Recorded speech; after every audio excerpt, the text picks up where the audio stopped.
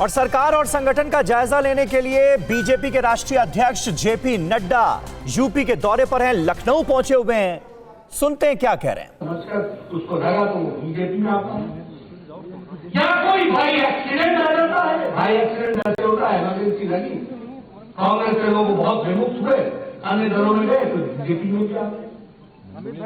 और कुछ घटनाएं ऐसी घटती हैं जिसमें लोग किसी के साथ जुड़ के चले आते हैं, एसोसिएट होकर चले आते हैं।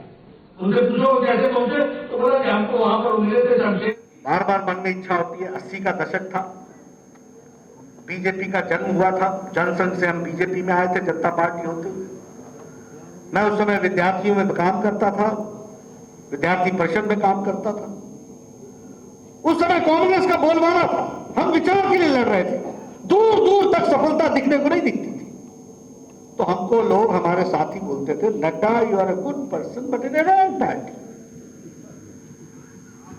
तो मैं उनसे पूछता था but I am with right ideology, मैं सही विचारधारा के साथ। तो वो कहते थे what will you do with ideology. तो मैं कहता था कि ideology is the only reason which brings changes, वही परिवर्तन लाता है।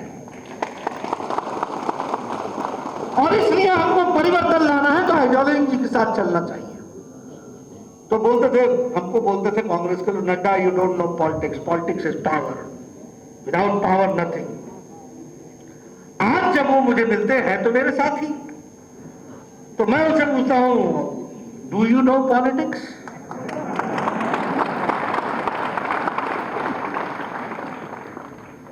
कहने का मतलब यह है कि सच्चाई हमेशा आगे बढ़ती है, वो कभी लालच से भ्रमित नहीं होती है, वो सच्चाई के साथ चलती है। इसको हमको समझना चाहिए। हमको कांग्रेस साथी मिला करते थे, कैंटीन में बैठ करके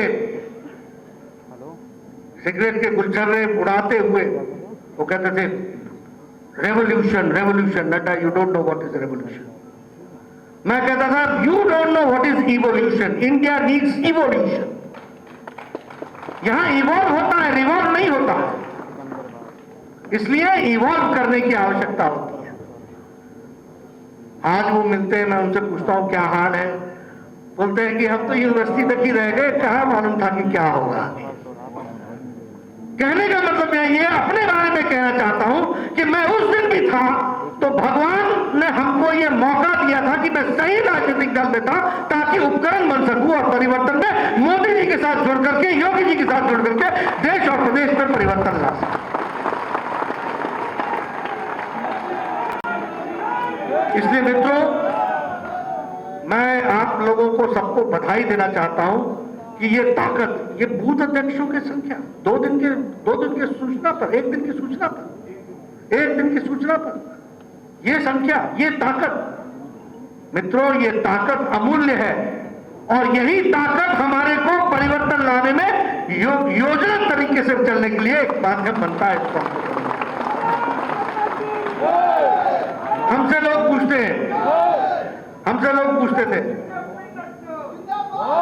पूछते थे अजय नड्डा बताओ what is your economic programme, आपका आर्थिक कार्यक्रम क्या है। क्योंकि उन्होंने दास कैपिटल के 10 बड़े शब्द सीख रखे थे, तो शायद परिवर्तन के चैंपियन तो वही थे, बाकी तो जानते ही नहीं थे। लेकिन मित्रों, हमारे दीनदयाल उपाध्याय जो इसी धरती से पैदा हुए और जिन्होंने देश दुनिया में परिवर्तन लाया, वो एकात्म मानववाद को साक्षात रूप में करने का काम मोदी जी और अटल बिहारी वाजपेयी जी ने किया। ये हमको समझना चाहिए। अब ये नारा आपने लगाया जय श्री राम का सांस्कृतिक राष्ट्रवाद का द्योतक है।